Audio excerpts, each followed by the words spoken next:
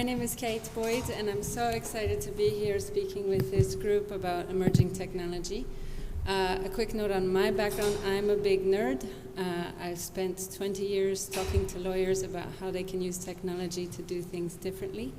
And I'm really excited to start to explore how that's coming in, both with what we've just seen, really this opening of access to information, but also I think we're gonna peel back a little bit about what happens inside actual funding operations with what we covered today. What I'd like to do is ask each of our panelists to introduce themselves. We'll just run down the road, and then we'll tee you up with a series of questions. Shawn, do you want to go first? Sure, thank you. So I'm Shawn Thompson. I'm the Director of IP Strategies at Parabellum Capital, which is a litigation finance fund in New York. We fund commercial litigation, and I am primarily responsible for our patent investments. I'm also the fund's general counsel. My name is Jay Greenberg. I am the Chief Executive Officer and co-founder of the commercial litigation funder LexShares. So probably unlike everybody on this panel, I am not an attorney. I do not have a law degree, so I come to the world of litigation finance from more so a white shoe corporate finance background. So prior to founding LexShares in 2014, I was at Deutsche Bank doing technology investment banking, and admittedly stumbled across the asset class and really became infatuated with it. You know, at the time in 2013, there were folks out there like Burford and Bentham, and when you looked at the public return profile of those publicly traded funds, you know, yielding 60-ish% on an annualized basis, you know, by investing in these magically uncorrelated claims.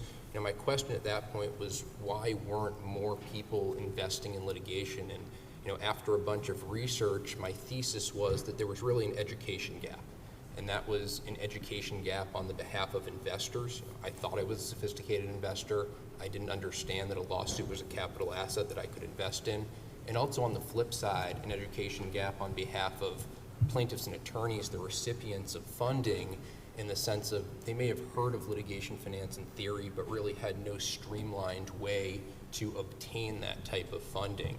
And so the idea at that point was to create LexShares, which, you know, first acted as an educational vehicle, you know, instead of hiding behind the opacity of fund structure, creating this online forward-facing retail marketplace where we could educate all of those constituents. And then, you know, with, I guess, what I would call securities deregulation in 2013 in the US with the Jobs Act, capitalized what was seemingly an undercapitalized market online. And so you know, that's fast forward 5 years, and you know, we are still funding commercial legal claims on a single case basis online, and in parallel to that, we also operate a private funds business where we invest a pool of discretionary capital into similar claims. My name is David Sifford. I'm the Director of Research and Projects at the Center on Civil Justice at NYU Law School.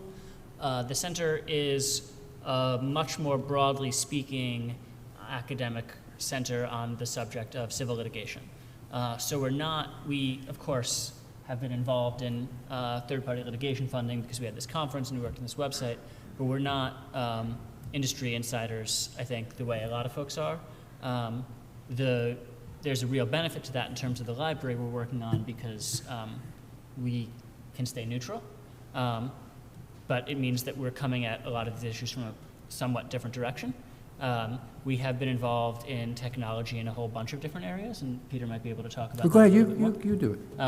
We recently hosted a conference on artificial intelligence and legal technology, talking about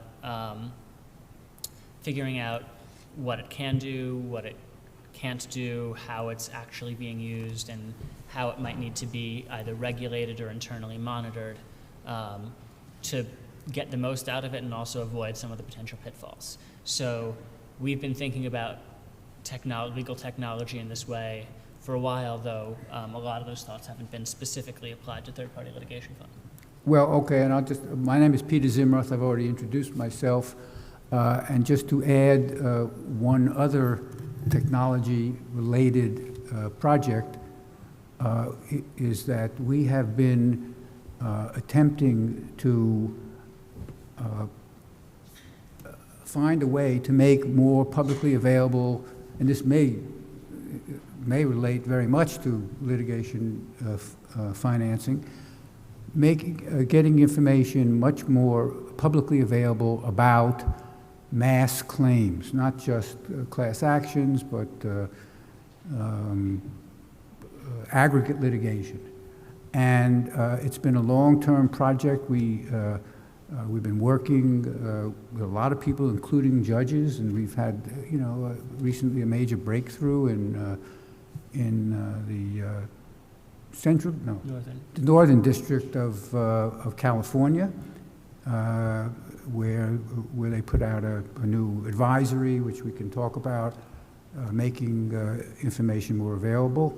But it's been a major challenge because it's not so different from what we're hearing about in the litigation funding area, which is that there's all kinds of information out there, but it's closely held by a few people, and mostly claims administrators, not even the lawyers, and certainly not the judges.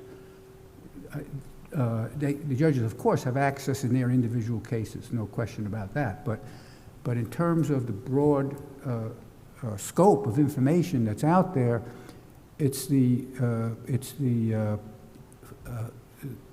claims administrators, and for some valid reasons, they are very reluctant to give up that data. And when I'm talking about data, I don't mean names and social security numbers. I mean, all that would be, we're not interested in that, and we don't need any of that stuff, but just some other basic data, and they won't do it unless they're ordered to do it by judges, which is why we're working with judges to persuade judges what are the benefits of doing this. And that's where the major breakthrough came in California. And I think, once that's a very tech-savvy jurisdiction, and once they start doing this, by example, other jurisdictions are going to do it. And in the Q&A, we can talk more about that project if you'd like. I think that's great. What Peter brings up is something that we will trip into again and again. Where does the technology hit limitations versus open opportunities, which is, I love this panel. They've got such different perspectives on the things we're going to talk about. So quick note on my background. I'm at Validity Finance. My role there is Chief Engagement Officer. That means I spend all of my day thinking about what it would be like to be a client. To be what? A client. So what is my experience? Where do I hit barriers? We heard earlier today, I'm sorry if this keeps ringing, about the delay. Your case goes into exclusivity, and you have to wait. So what I'd like to tee up for this team, and what we talked about initially, is we're going to start very general with just kind of a little daydream, a little thought experiment, if you will, and then we're going to get into some of the specific technologies at play here. If we take the thought experiment, what I would love to imagine is that as a client, I almost have an Uber app for litigation finance and for litigation in general, where there were some sort of marketplace where I can put in the details of my case, and at the same time as I hit that request my Uber X, the law firms are able to understand that kind of what's the scope of that case, what are some of the complexities, put together a bid using some standardized magical codes. Funders are able to say, okay, with these different offers from the law firms, this is how we might be able to risk assess this and give some funding. And then the client's able to make a very informed decision. As Tim was talking, I had this imagination that people are going to be sitting there and it's going to say, okay, you're in exclusivity, you have to wait 15 minutes before your Uber's going to be able to show up or not. What I would like to propose to this team, thinking about all the different technologies that come together for this crazy scenario, how far away is it that people could have that kind of transparency? And where are there slivers of opportunity, both for the beginning, where I request the case, and then through the life cycle of the case? Because I know our discussion is going to really span that whole thread. And I'd like to open for anyone who wants to jump in on that crazy scenario. I think the tech would be there to do something like that today, but you'd run into such other barriers, like people have real confidentiality concerns about, telling us anything about. I mean, In the patent space, we'll have people call us up and ask for terms, but not reveal the patents, the targets, the law firm they have, and it's kind of like, well, I don't know what this would look like. And some of those concerns are really valid and some are ridiculous, but I think you'd run into stuff like that being your major roadblock. And on the funder side, I don't know that I'd be so enthused about like an effectively over-the-counter market for funding, since that would highly commoditize us. And maybe one day it gets there. But I think the industry is still driven by such sticky relationships that the funder might have, or the law firm might have, or the claimant might have. I don't see that happening in the near future, though I don't think it's for technological reasons. I think most lawyers that I propose this Yeah. to also have the same sort of reaction. Yeah, no, I have to agree with Shawn there. I think the technology exists, right? There are plenty of reverse RFP platforms that exist right now to organize and optimize pricing bids. So I think from a technology standpoint, we're there. I don't think you or I or anybody else that's sitting in this room see it in our lifetime. And I think the barriers are non-technological barriers. I think the reason why the question excites me so much is that, you know, if we are to the point where there is a Uber for litigation, that really means we've overcome everything else. Like, we've overcome all other obstacles to make litigation finance mainstream, right? Regulation, standardization of documents, transparency. I mean, those are really the three biggest things that are curtailing us from really being mainstream, proliferating this asset through the marketplace. So I think Uber for litigation, that sort of brings us through all those barriers. You know, I think, like Shawn, I think the constituency that benefits the most from a product like that is really the consumer of financing, right? So it's really the recipient of the funding, the plaintiffs and attorneys out there, because I think obviously with that type of optimization and transparency, you know, alpha in return pricing has been kind of become much more economical for the recipient of the funding, and therefore a lot of funders, their alpha is definitely going to get eaten into. I mean, I guess I would just say that privacy and transparency is a double-edged sword. So it's a transparent solution, but as you said, there are real privacy problems. There are ways that can be overcome. If you have a really trusted intermediary, it might be able to help, especially if it's an intermediary that somehow could maintain attorney-client privilege. I think that I could envision a world in which the funders sort of had to come to the table on something like this because it became the standard. But the non-technological challenges are just non-trivial. Yeah, those big barriers. Fantastic. Peter, anything you jump in on? Nothing. I was amused by your question. The way you put the question to us in the email you sent was, you know, imagine yourself 2.5 years. Well, you know, it's been almost, I mean, the library we put up is really, compared to what we're talking about, it's like simple. It's really simple. And today is the day we're launching it after more than 3 years. And the hurdles are nowhere near as significant, and you know, just are you unless someone orders you to do it, are you gonna provide information on your cases? I doubt it. No. Well, we would be in breach of any number of our contracts if we did. Yeah. Yeah.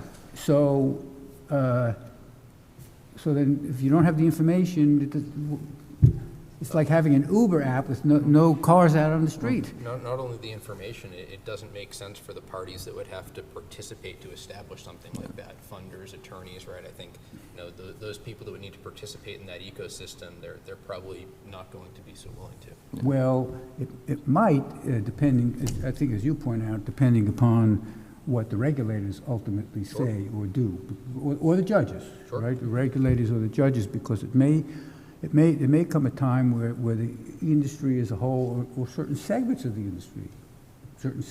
industry believe that it really needs sort of public imprimatur in some way. Otherwise, it's just going to be litigated to death. I'm not knowledgeable enough to know whether that's a real risk or not for you. Is it? I think it might have been like Parabellum's principal started investing in 2006, and I think things were a lot less certain then. I can tell you yeah. that, you know, on our board, I don't mean the board of the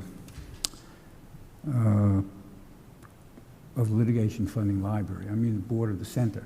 We have, you know, some of the best top lawyers and defense lawyers, plaintiffs lawyers, and judges and policymakers. And I tell you that there's a huge, you may not think it's still a danger, but there's so much skepticism about what, on the part of very well-educated people, and people who are deeply invested in the civil justice system.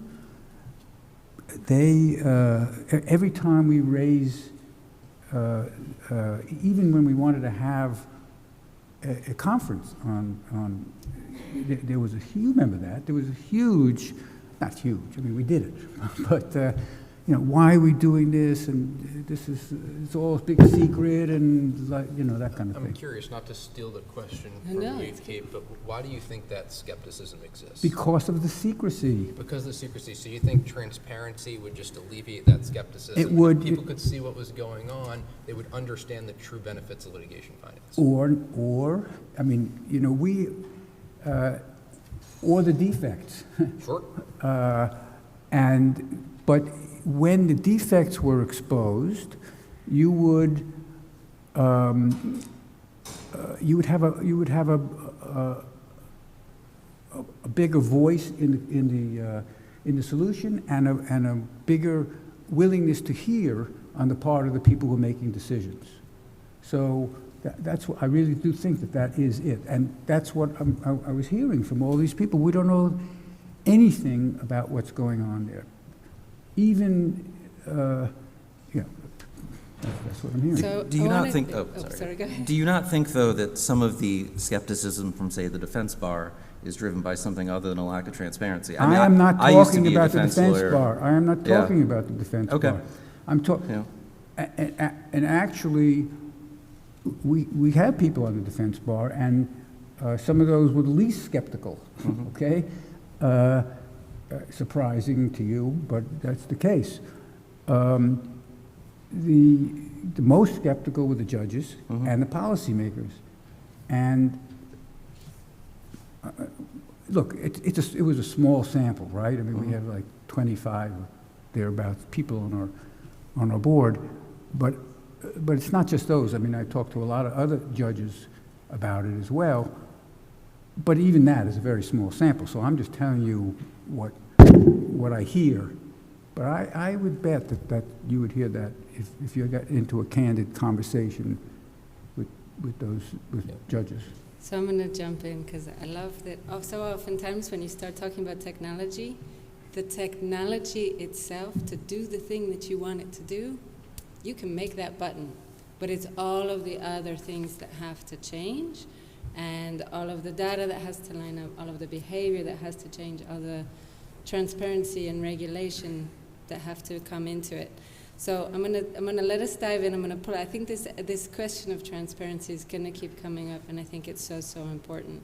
But I want to actually let this group here and let us discuss some of how we're actually using the technology that is working, not the mythical technology that in theory can work, but we're probably not there yet.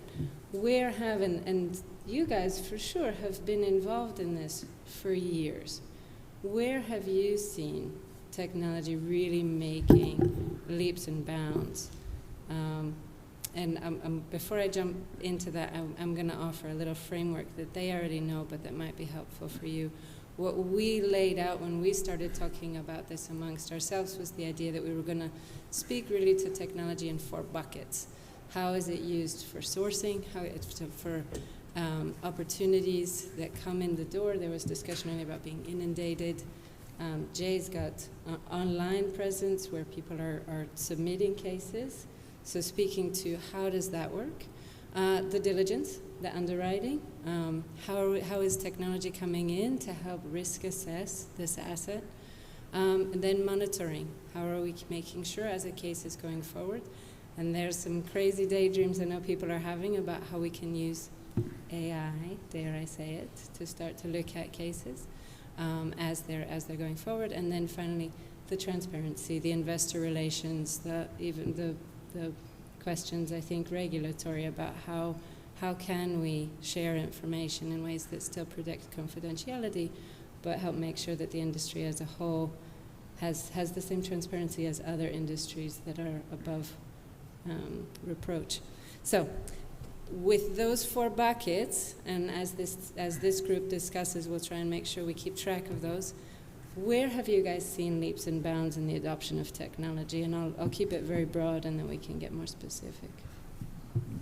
Sure. I don't want to take everything first, but I'll just go for it. You're right there. Yeah. Just keep taking them. So in the patent space specifically, you're really, and this is true of commercial, but maybe more true of patent, you're faced with these 2 problems of you are inundated with a lot of really terrible opportunities, which within there might be buried something good, and then you don't have a lot of really great opportunities, so how do you go out and get them? So it's a twofold issue. On the stuff that's coming in, we might get 3 or 4 people a day call us, with a patent opportunity, either a lawyer or the patent owner. And, it's just me. So and that's true of most funds. There's not like this huge infrastructure like a law firm. And, the question is, well, how do you quickly look at this stuff and decide no, immediately no, and getting to know quickly is important, or, okay, we're going to put this into deeper diligence. And we apply a lot of technology. It's kind of because we have to. I mean, in a perfect world, you have someone look at the patents and assess the case, but you just don't have the bandwidth for that. So we apply patent analytics, especially if we have a large portfolio come in. We have an exclusive relationship with a patent analytics company was developed by a University of Kansas professor, and it'll give us some sense of, yeah, there might be something here, we should look at these patents more, or know that they're worthless. So applying analytics, but also, and this is not technology, but I would say it's kind of like technology enabled. In the patent world, there's a lot of conventional wisdom when you look at a patent, like what makes it good, what makes it bad. Like claim 1 is really long, so that's good for some things, bad for others. It cites a lot of prior arts, that indicates it's good.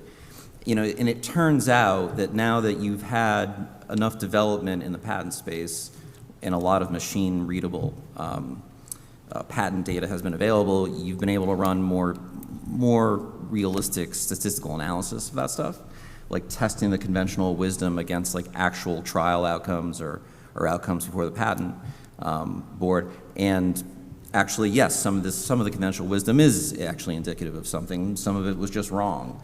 So I wouldn't say it's tech per se, but we try to stay on top of, and to the extent we need to get that more detailed, do some of the analysis to figure out like what our first level screens are going to be, and how we can move stuff to the no pile more quickly and spend time on the other stuff.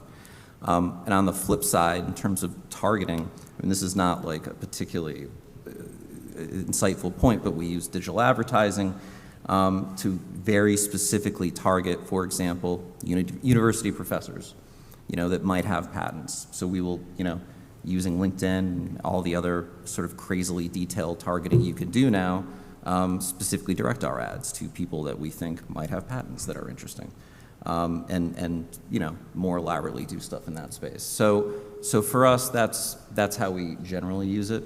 And beyond that, look, there are certain really interesting areas of law or profitable areas of law that someone will look at every case filed in that area at some level of detail and assess whether that's something we'd want to be involved in. But you should also, and those tools can be very interesting and useful. But at the same time, if it's an already filed case that is not funded, you're somewhat restricted because it's that person's decided to file a case without actually obtaining funding. So to some degree, it'd be like calling people who bought a house for cash and asking them if they wanted a mortgage.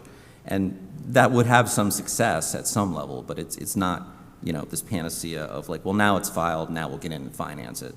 Of course, we and everyone else does do some of that, but a lot of the game now, I think, is the very early stage opportunities before they're filed, and getting to the good ones quicker and moving the bad ones aside as quickly as possible. I'd say that sort of out of the 4 buckets that you outlined, so I think technology has had a radical impact on 2 of those buckets, at least from LecShare's purview. So I'd say technology has had a radical impact on our ability to originate deals. I'd say it's also had a radical impact on investor transparency. You know, I think underwriting for LecShares at least is still, you know, we use human capital, we use former litigators to underwrite cases. So I don't think technology has had a major impact there, and same with regards to monitoring. But sort of I'll hit on the 2 facets where I do think technology has had a major impact. So one with regards to origination, you know, when we founded LecShares in 2014, we were completely reactive. So we were truly reliant on what I would call our inbound channel, which is plaintiffs and attorneys looking for funding approaching us. And you know, that was great, and we were able to grow our business to a certain extent that way. But in 2016, we realized we couldn't just be reactive anymore. We needed to be proactive. And so what we decided to do was develop a piece of technology. So in-house with our own engineers, we developed a piece of technology that we call the Diamond Mine. And essentially what the Diamond Mine does is it mines through both federal dockets and at this point 24 different state jurisdictions, and for any case types that we like. So we only fund commercial cases, breach of contract, breach of fiduciary duty, antitrust, False Claims Act cases. It goes ahead and it actually downloads the complaint. And I'm sure, as Peter and David know, one of the biggest issues with electronic filings related to legal claims in the US is that they're filed in all different types of disparate file format. And so essentially what the Diamond Mine first does, the first step in the process is to normalize that data. So whether that's a PDF or a PNG or a JPEG, we take that data, we do optical character recognition, we parse it down into raw text. And then once we have that raw text, so once the normalization has been done, which is the second step, we then run an algorithm over that raw text. So essentially we designed a 17-parameter algorithm. You know, first that algorithm will start to look at natural language strings in that complaint. How many times in this complaint does it say unjust enrichment? How many times in this complaint does it say breach of fiduciary duty? Then the algorithm will look at quantitative metrics. Is there a damages number in this complaint? Is that damages number in excess of $5 million? All right, that'll give you a boost in algorithm score. And at the end of the day, what we do is we take those 17 different parameters and we force rank them to what we call a quote-unquote 5-diamond score. So if you hit on all 17 parameters, that's a 5-diamond case. And essentially each week our business development team, and I see a few members here, thank you for coming and listening to me, they go ahead and they'll receive a list of cases. And you know, we'll basically have an automated process coming out of that Diamond Mine, which essentially reaches out to both the plaintiff and the attorney in that matter, explains to them sort of the benefits of litigation finance. I think a big part of origination, at least still for LecShares, is really educating both attorneys and plaintiffs on how funding works, and then see if their particular claim could be a fit for us. So I think, you know, on the origination front, I will admit in 2016 I was an absolute skeptic that, you know, deploying our resources to develop the Diamond Mine would make sense. I have been completely converted. 80% of LecShares deal flow, and I think at this point, at least given the knowledge that we know, you know, LecShares on a number of deals basis, number of single case investments basis is likely the most active commercial litigation funder in the United States. And we definitely would not have been able to source that amount of flow without this Diamond Mine technology. So now 80% of our flow comes through the Diamond Mine. So I am definitely a convert in that regard, but I'll leave it there. Can I ask a question about that? Please. What testing have you done to validate the algorithms? In other words, not just, you know, maybe you got success out of that, Please. but how do you know that with a different algorithm you wouldn't have gotten way more successful?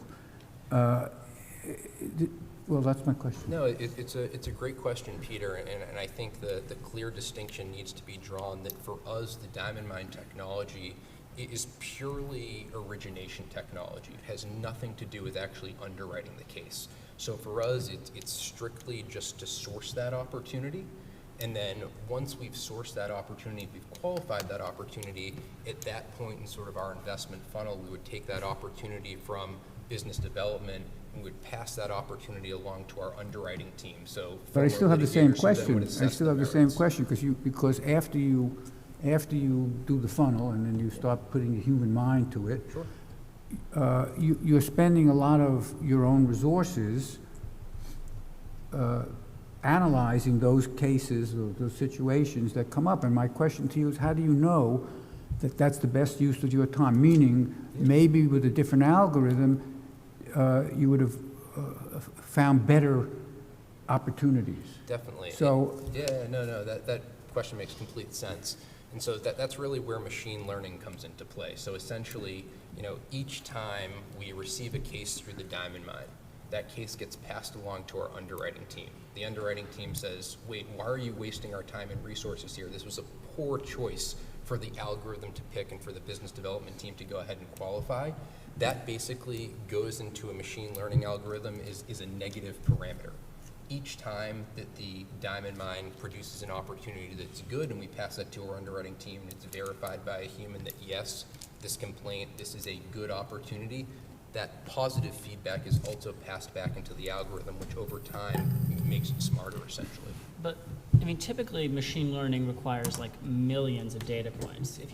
If you're going through like a few dozen that your Diamond Mine's going through, how are you sure that that's how do you know that it's working? Like, is your underwriting team finding that it's getting better? Yeah, so from 2016 to when we started doing this, so we have now mined 670,000 complaints, and that has definitely made a difference in the algorithm's performance, no question.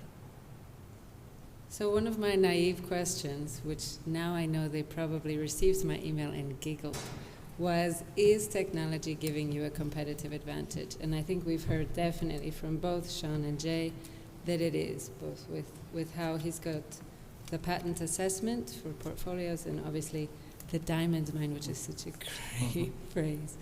I picked up yesterday morning, there was an article in Artificial Lawyer with a funder in the UK investing in a company called Quant, which I love Robert nodding, which means I might have hit on something that's of interest. Spoke to the founder last night. Oh, okay. I was reading this. This is so timely and so perfect. Do you want to speak a little bit about what Quant is? I think it's analytics software, is my understanding. So I can't speak to like the internal technology, but I think what they're trying to do is predict the outcome of cases and that kind of stuff, which is in the same vein as a lot of what you've been talking about. And again, the lack of data is an issue. So one of the things that Jay mentioned this, the human capital is still so important to the diligence. And it's expensive capital. We're putting the smartest minds in my organization, trust me, they're not sitting in client engagement. They're the lawyers, and they're the ones who really have to have years and years of expertise, seeing lots of different trials to be able to know all of the challenges that they're going to come across with any given litigation.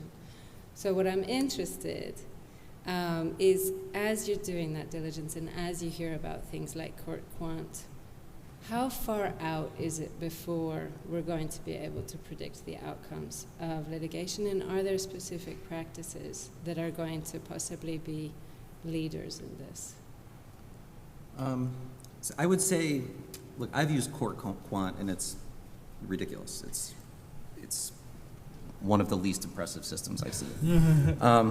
Okay, now I got a black mark. Yeah, sorry. I mean, look, it's hard to predict. A couple of points. Look, one, let's say you came up with like the world's most perfect prediction algorithm. Or let's say you did it in the stock market. You had an algorithm predicted stock movements.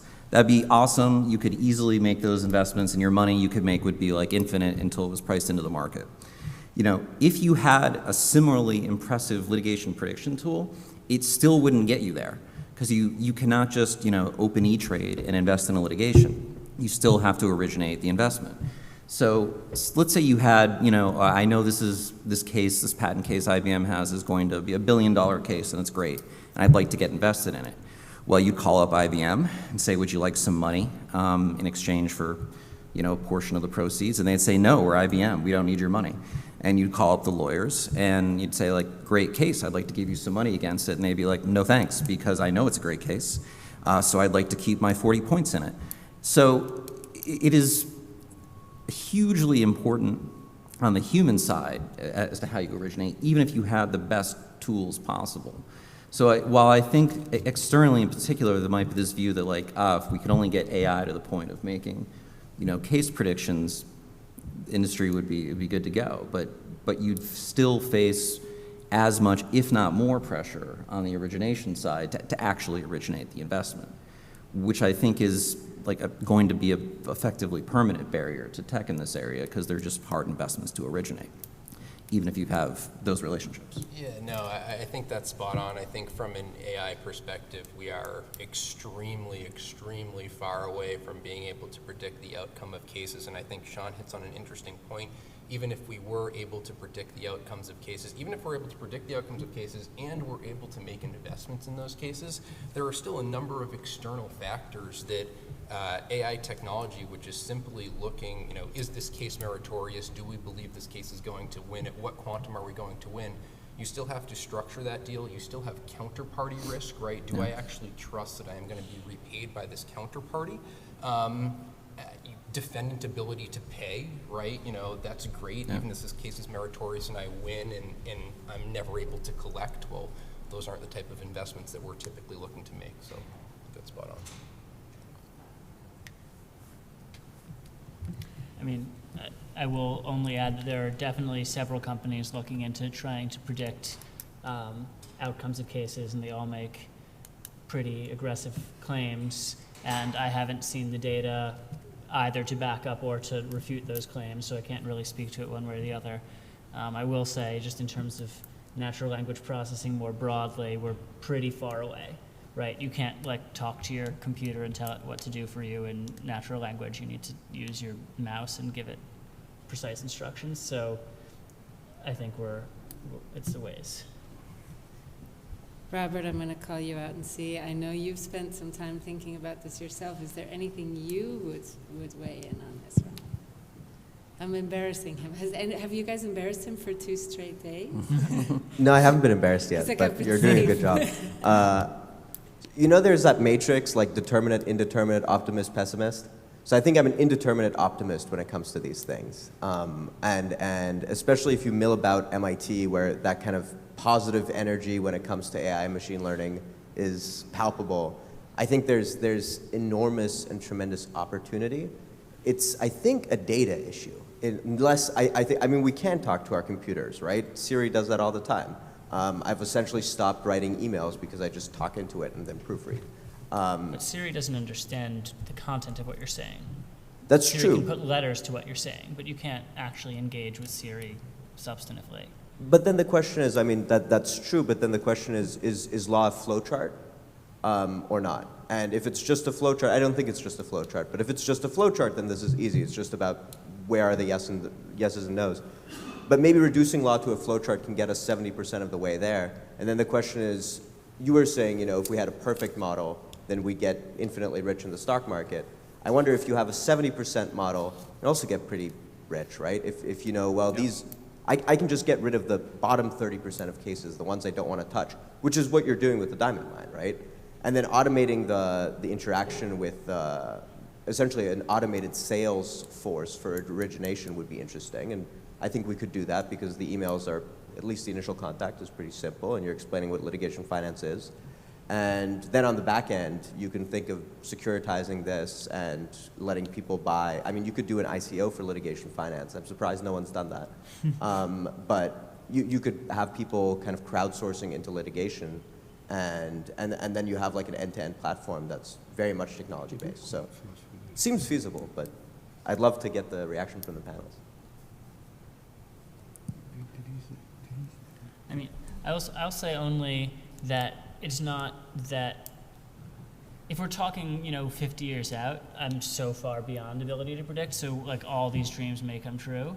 I just don't feel like it's around the corner. Like Peter said, it took us 3 years to build a really simple document database. So So we may very well get there, but Yeah.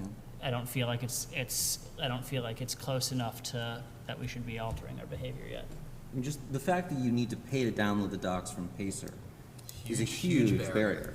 And for most, maybe not most, but many states, you can't download the docket. So what are you going to do? The states are really tough, and that's actually something that we're starting to do some work on. There's now the IDB that the Federal Judicial Center has, and UMich has also a pretty thorough one. So for federal court data, you actually can get kind of a lot now, but the states, I'm currently dealing with that challenge.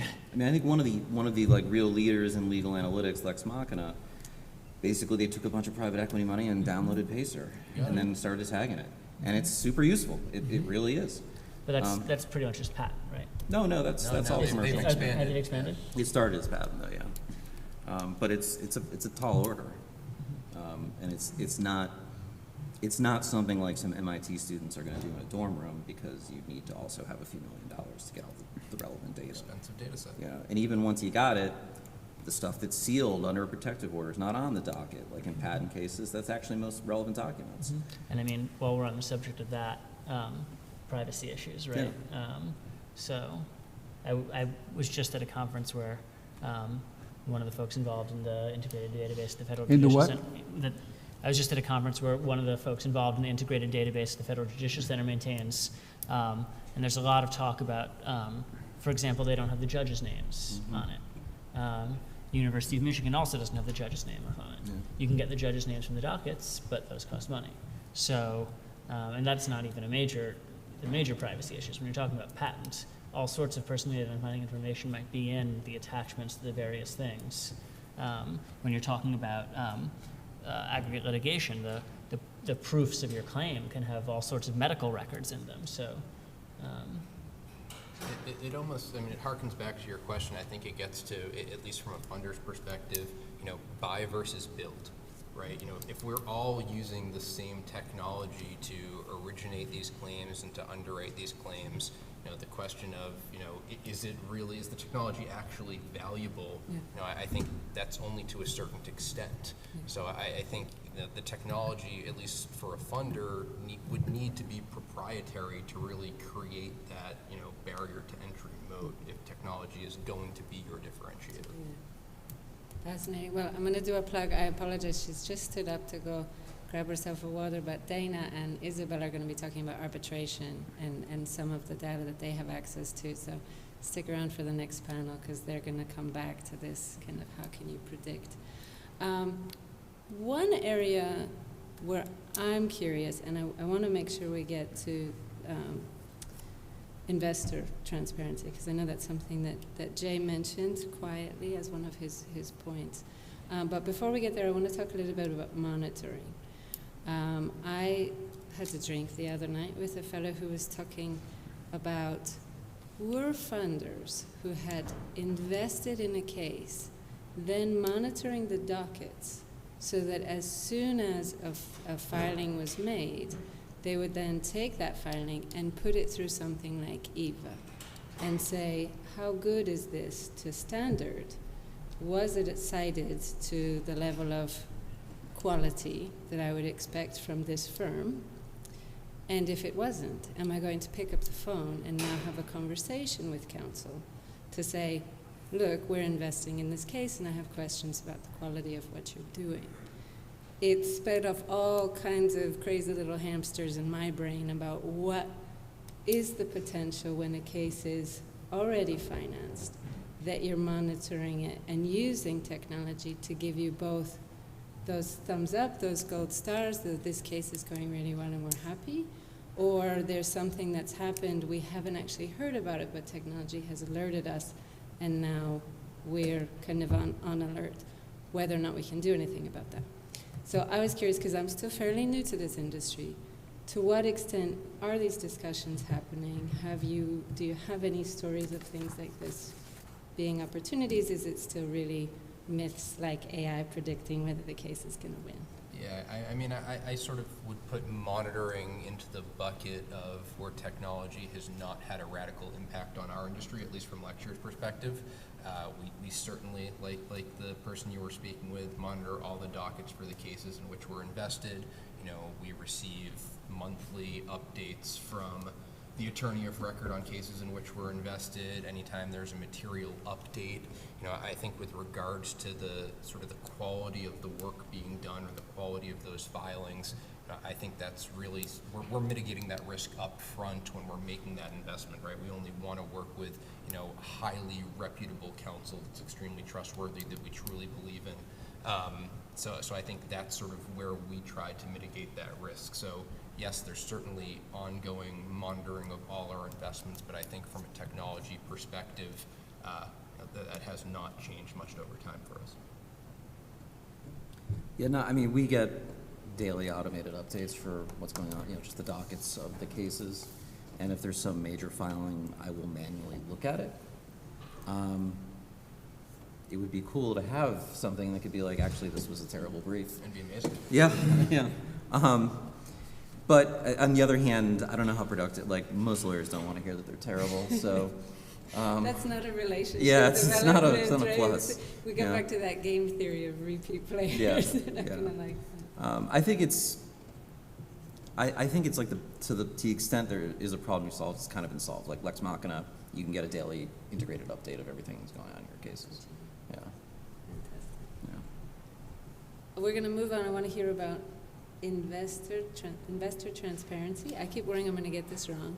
And when Jay first mentioned this on the telephone to me, my brain started thinking about other industries, and I know that's where you're coming out of, so I'm curious to know, especially as I think a lot of discussion has been about how nascent this industry is.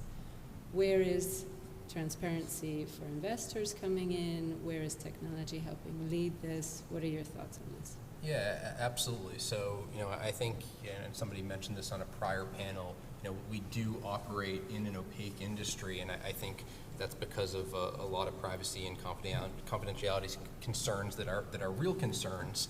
You know, I think LecShares and sort of the genesis of LecShares, since we really didn't grow up, you know, as a discretionary fund, we grew up on this electronic platform that help to facilitate transactions between investors and recipients of funds.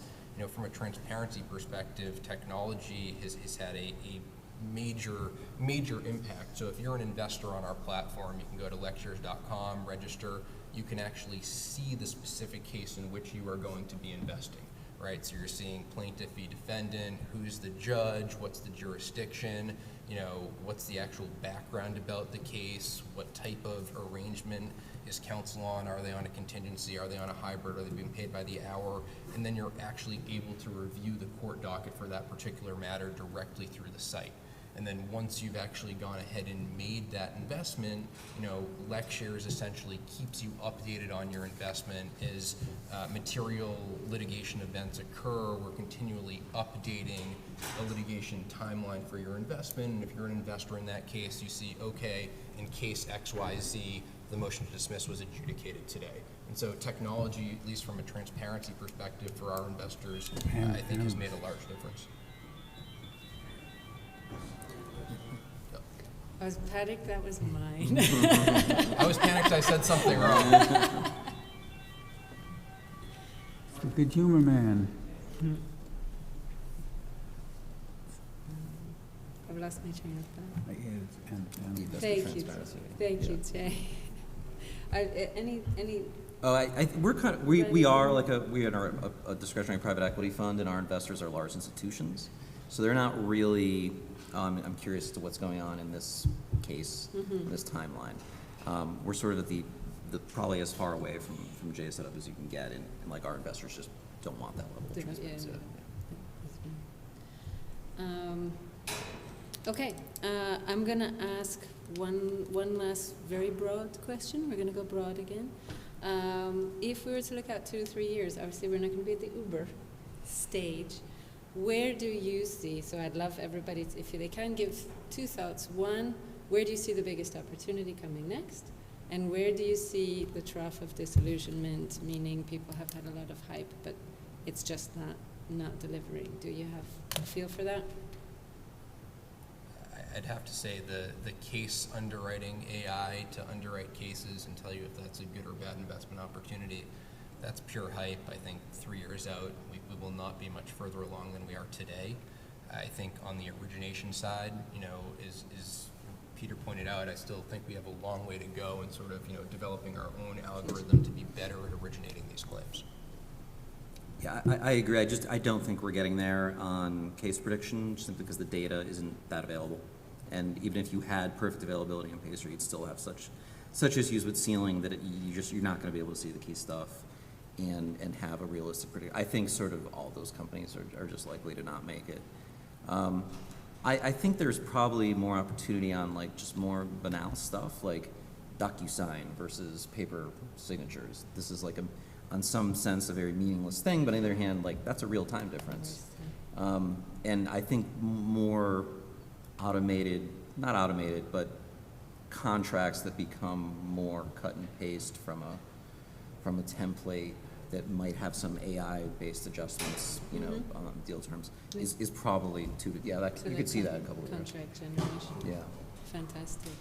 I'm going to put you on the spot, and my industry outsider, I think, is also going to have good. This is a little bit of a level of abstraction above, but I think that for me, the opportunity is in the data availability. Because right now, the federal courts have made major progress, and I really do think that within 3 or 4 years, we're going to see major progress in the state court availability of data, at least to the level that we currently are in the federal courts, like an integrated database for each of the states. And I think that can open a whole lot of doors. I'm hopeful that a lot of the states will be fully transparent with, full texts of everything on the docket and the documents in the docket. I'm hoping that with OCR, we'll actually be able to get into we'll just have a big database of legal language available from which we could just put machines up to see what they can learn. So that's where I'm hopeful. Where I'm concerned is that where data goes and people get excited about data, there's always risks of bias.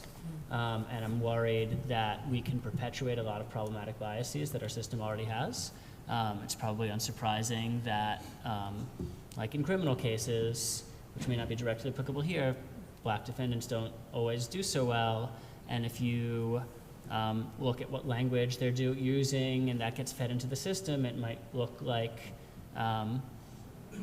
you might start to see some troubling things that we're internalizing into our own programs and having machine learning pick up a lot of the biases that started off with humans.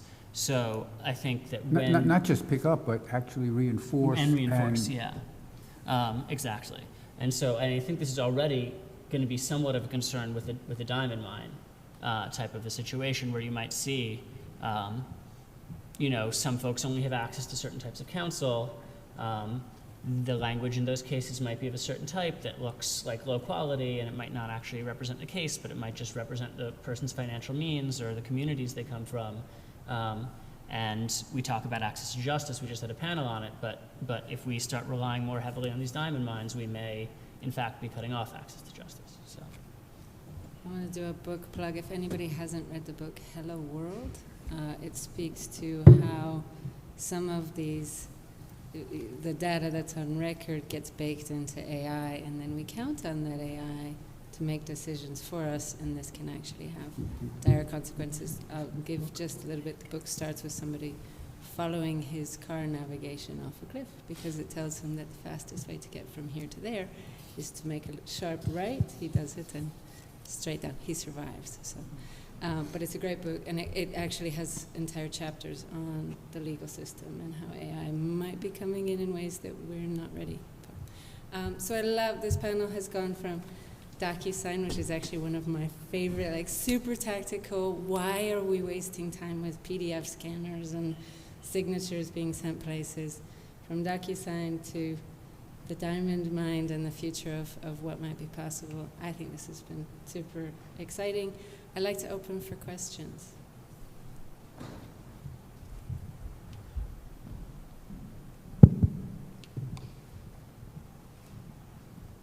You mentioned the PACER fees and the cost associated with with these searches. And I was reading an article the other day about how pacer fees are kind of ridiculous now with the internet.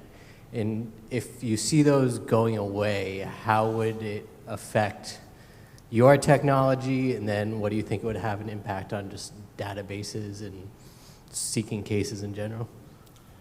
The first thing I'll say is that we've talked to the Administrative Office of the U.S. Courts about this, and they're not about to go away. So we can start there. In terms of how it would have an impact, I think the Federal Judicial Center has a lot of really good folks who are trying to minimize how much of an impact it would have by doing as much as they can with what they can do. But obviously, there's a lot of stuff in those dockets and in the documents attached to those dockets that would be quite useful.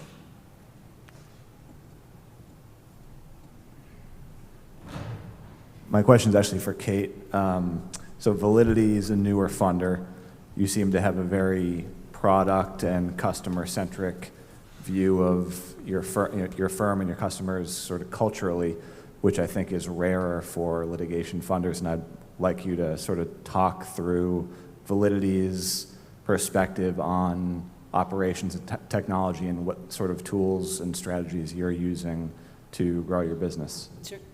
So I teed up these guys that I was going to make people do storytelling, and I think I might have put myself on the line here. So my company was founded actually by a litigation finance pioneer. Ralph Sutton has been doing this since 2006. He was at Credit Suisse. He met me. I'm a techie. I've done 3 legal tech startups. I've fallen in love with how technology can change the way people work. And he was looking to start this fund, and I was leaving a contract analysis, machine learning software company. And I kept saying to him, I think what you need is people who are thinking about clients and thinking about technology and thinking about a lot of where I think a lot of us have come at this is, let's not just think about it in terms of being the litigation, being the litigants, being the lawyers, but think about the end-to-end, what happens in the life cycle of a litigation, and how can technology and expertise come together. So we're still fairly new. We are using DocuSign.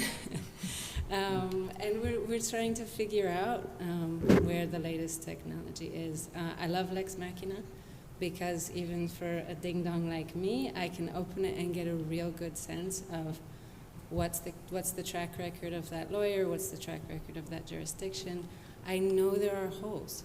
Not only are there holes in my reading of it, but there are holes in the data that's available. And so part of my frustration, and part of, as any company is going to be weighing costs and benefits, where do we put our investment in technology? Do we try and fund other startups that may be able to get the state level data? Is that worth our time and investment? Should we be thinking about origination? Is this really just a network? I watch my team go out, and so many of their cases come through relationships. And I had 15 years in law firms where I saw a lot of the similar activity. Relationships often drive the business in ways that you can't anticipate. So as AI has taught me, through studying it and thinking about how it's going to be adopted, often you need the best technology paired with the best people. And I think we're going to be experiencing that as our industry evolves, and we ourselves start to figure out how we can borrow from technology and then double check it, as it sounds like you guys are doing as you look at Diamond Mind output. But that's also going to mean, as we see opportunities for technology to change, we're going to be bringing together our own networks of experts and saying, should one of us invest in this? Should all of us think about this? Should we all get behind this? Because this might help our industry as a whole be better, do more. So I'm excited about the potential. I hope that answers your question without too much rambling.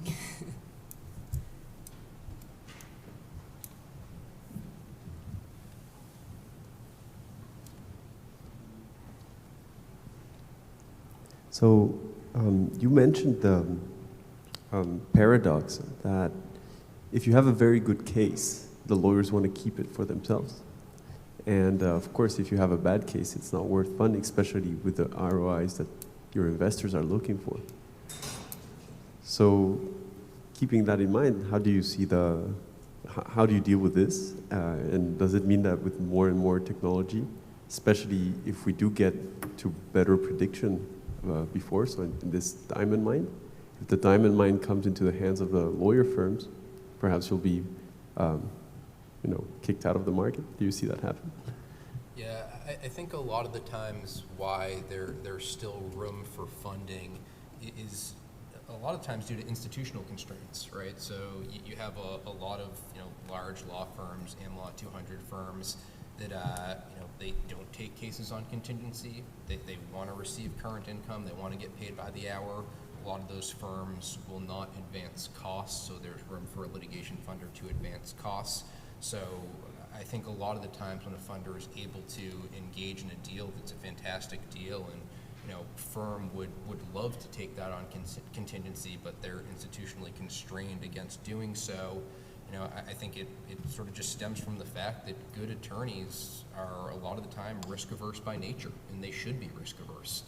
And so I think it's just a different skill set. Litigating is a very different skill set than investing. And so I think some of those institutional constraints definitely enable funders to engage in deals where if attorneys were not risk averse and did not have those institutional constraints at their firms, those opportunities may not be available. I would just say one other end of the spectrum. So I know a lot of the AmLaw 100, 200, there is this, they're not prepared to take that much contingency on their books. The other end of the spectrum is the small firms. The single practitioner who's got a great case, who has already mortgaged his house for the other case that's still a couple of years in. They need to be able to see those cases through, and they are the best lawyers to handle them, and they're great cases.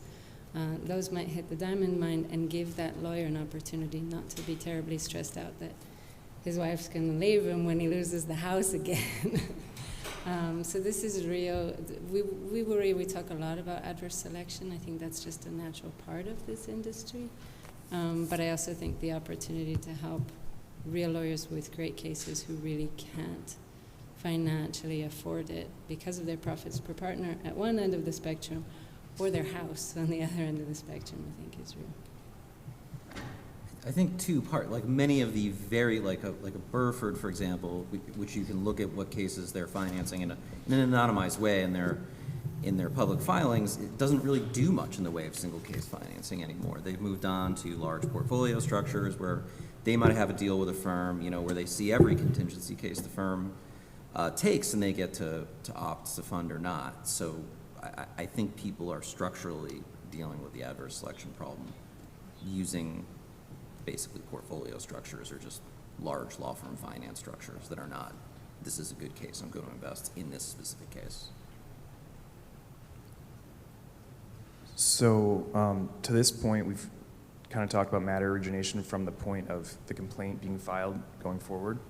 Do you guys want to talk, I'd be interested to hear three of your thoughts on technology solutions to potentially reach the claimant prior to the complaint being filed. Most of that's relationship-based, but any ideas on the Holy Grail? Yeah, I think anticipating wrongdoing. Most of that is relationship-based, and I think not only is that relationship-based on the side of attorneys and law firms, I think that's also relationship-based on the side of large corporates. So I sort of think a trend that we're seeing in our industry is not only getting access to these investment opportunities through attorneys in firms, but also through large corporations directly and through general counsel, in-house counsel at those large corporations. So I think it's definitely relationship-based in that respect. For lectures, I would say we don't love pre-litigation opportunities. We're typically entering into an investment where there is really strong procedural history, cases advance through numerous litigation milestones, counsel has a strong relationship with the client, previously been retained. So I think for us, while those relationships are great, I don't think they would lead to a lot of direct, immediate opportunities for funding. We actually do, probably most of what I do is more like pre-litigation client-directed stuff. The patent space is like inherently different, right? Because if you're, you suffered some antitrust injury as an individual, you might not even realize you've been injured. If you're a patent owner, those people generally paid money to obtain their patents, whether they're corporates or individuals, and most of them would like to make money with them. So if you can identify interesting patents, and we do that algorithmically, and then approach the patent owner, that's a major strategy for us. But it's probably more prevalent in patent than it is, in like contract breaches. And that's where that university initiative came in? Correct. Yeah. And I would just add, Shawn mentioned LinkedIn advertising. And I've become much more sensitive recently to the advertising that's hyper-targeted to me and my behavior that I'm getting in my email, that I'm getting in my LinkedIn. I think, I can't remember who it was who said, I think it's the fellow who's left, we haven't seen ads on CNN yet for litigation finance. We're not there yet, but there is an education of the market, of business owners, that this is an option for them, that this is something that can help them just have a stronger negotiating position to get a settlement before they need funding, but that they even know that it's there and that there's people they can trust that are not sleazeballs and trying to rip them off, but there's opportunities and that they can understand how it works the same way they do how their mortgage works, right? Nobody says, oh, I don't trust those mortgage people, I'm not going to do that. It has become standard knowledge that you would, of course, do that. And if it helps people make the right decisions. And I think that it is technology that we're all going to be trying to reach out to people and say, be aware of this opportunity if you're a lawyer or if you're a small business owner, so that you can be prepared to defend your rights. I'm going to get off my soapbox, man.